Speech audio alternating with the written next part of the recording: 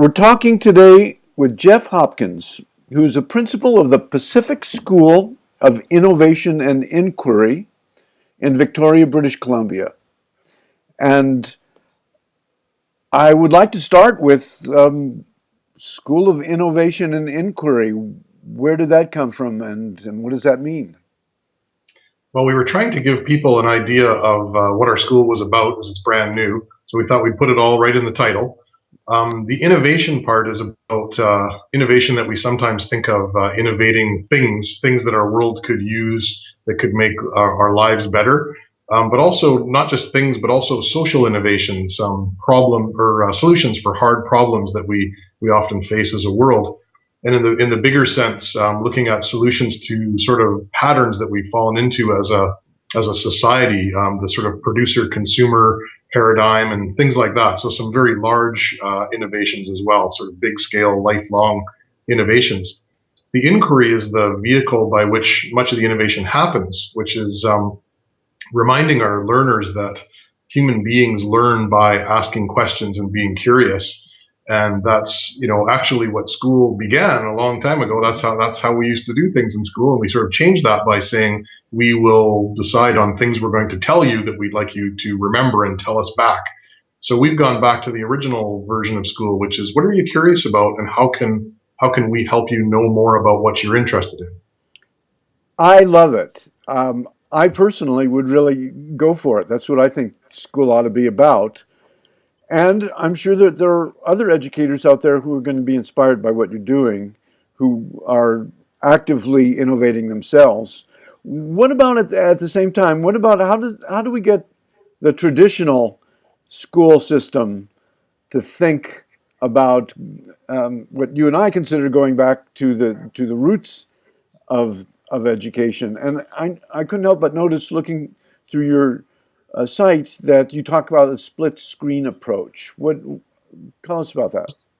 Yeah, sure. I mean, our goal as an independent school is to put ourselves out of business. We really hope that this isn't something that can only happen in specialized schools, where people are, paying tuition and things like that. That's not our goal. Isn't to be elite or separate. Our goal is to influence the greater system, and we feel that a split screen approach is the way to do that. And what we mean by a split screen, and we didn't make this term up, this has been used by others, is that a small number of schools or people within schools who are ready to go, who are ready to adopt a new paradigm in education, basically one based on inquiry and getting away from subjects as separate silos, and a whole bunch of other things too. We only have so long.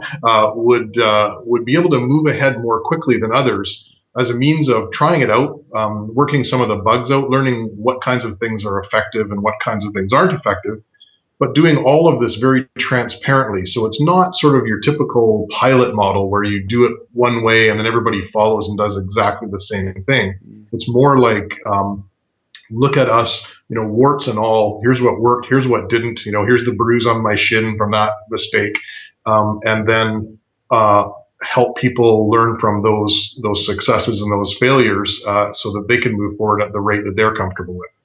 Well, what you call silos, what I would regard as, to some degree, silos, others would call traditional subjects or academic disciplines. I know that the idea of consilience is big in the way you make those boundaries porous, or do something interesting across those boundaries.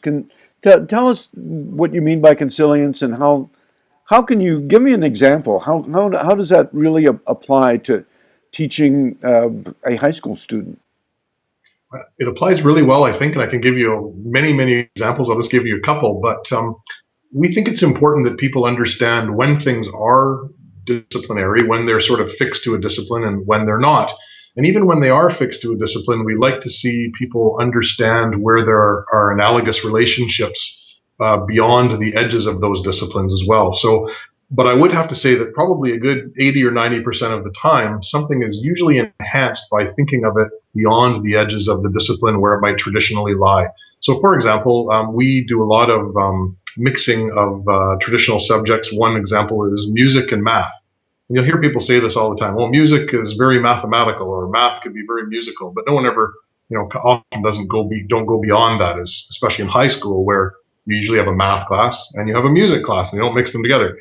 So here we mixed them together, and we did it under the umbrella of creative and critical thinking, which is one of our competency areas.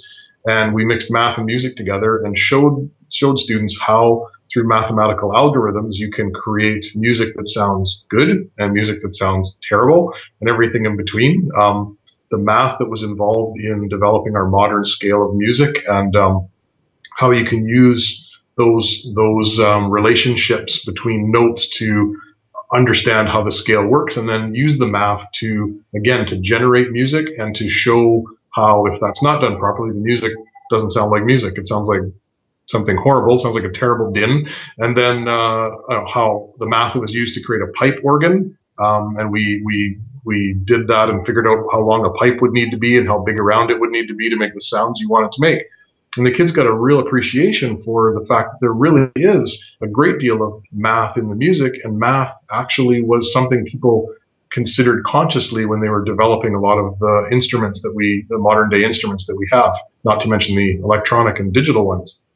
Another example of consilience is we had a number of students who were quite interested in filmmaking, and they used film as a way of integrating writing, collaboration, music, the technical aspects of filmmaking, the editing, the pre and post work, working with other people, scouting out locations, writing covering letters and letters of introduction to be able to use real locations in our city of Victoria.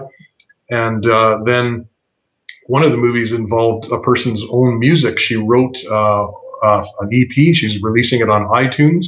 She wrote 6 songs that were inspired by another song that she read, then wrote a script, then collaborated with people, made the movie. So it's sort of music, art, English, and it also has a very strong social theme in it. And she's meeting a number of outcomes for our social studies course.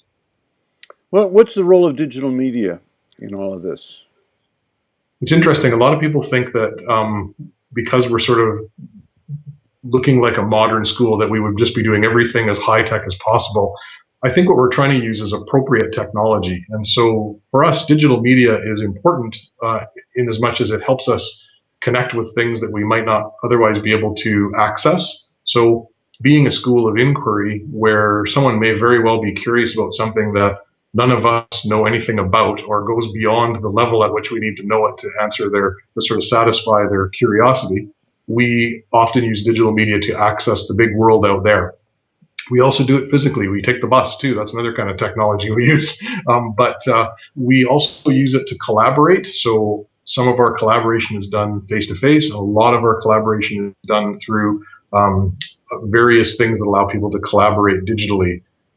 And we collaborate as a staff that way as well, because again, when we have interdisciplinary projects happening and inquiries, it requires more than one sort of expertise.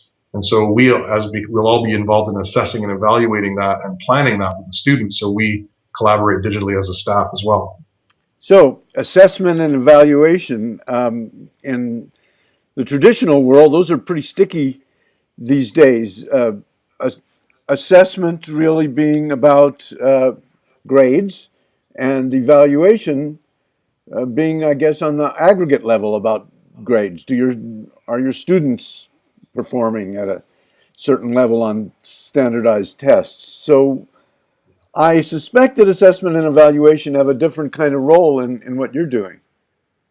They have, although interestingly, we're kind of, if you picture an action movie where the action hero has one foot on the window of one car racing down the highway and the other foot on the window of another car, hoping that the two are going roughly the same speed so they don't fall between them. That's sort of how we feel every day. We're riding between a system that we're trying to create that we think is better and the one that exists, which we don't think is terrifically satisfactory. So we do a lot of translating from what we consider to be very authentic assessment and very valid evaluation based on that assessment, and translate it back into our outcome-based style education, and also prepare our students for some standardized measures that we use. So it's a little bit of a delicate balance right now. That's another reason why we would very much like to see an opportunity to try a new paradigm so that we don't have to do that spend so much of our energy translating, more of it on learning, teaching and learning.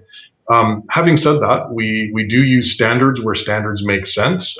For example, we have a set of things called performance standards that we use in BC, and many places have this, about things like writing and numeracy, that are fairly well accepted skill-based standards that are really, more than anything else, a continuum to show you, if you've achieved something at this level, the next level looks like this. And so it gives someone a guide of how to improve, which is really a good goal for anybody in anything that's sort of skill-based. Otherwise, we create our own rubrics, and we do a lot of negotiating with our students to talk about what would good look like based on what it is you're trying to do.